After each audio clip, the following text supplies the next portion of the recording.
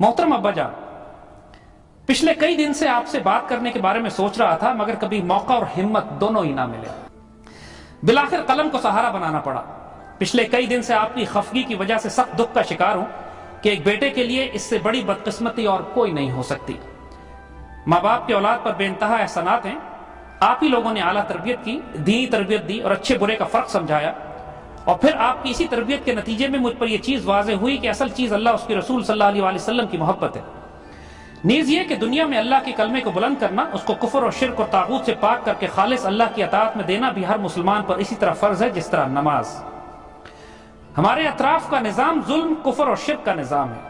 اگر میں اس نظام کو اکھاڑنا چاہتا ہوں تو مجھے بہرحال اپنی زندگی کی بہترین صلاحیتیں اس راہ میں لگانی پڑیں گی، کچھ قربانیاں دینی ہوں گی۔ اگر ایک مسلمان کے لیے اس کی زندگی کا مقصد اللہ کے دین کے غلبے کے لیے جدوجہد کرنا نہیں تو پھر اور کیا ہے؟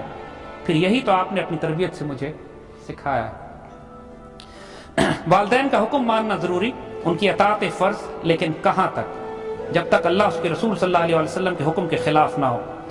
اگر اللہ کا دین خطرے میں ہو، شیطان اپنی پوری قوت کے ساتھ باطل نظام کی مدد کر رہا ہو، تو کیا اللہ کے دین کا دفاع گھر بیٹھے آرام سے بغیر کسی محنت کے ہو سکتا ہے؟ اب آپ ہی فیصلہ کریں کہ اس صورت میں کیا کروں، میرا کیا فرض ہے۔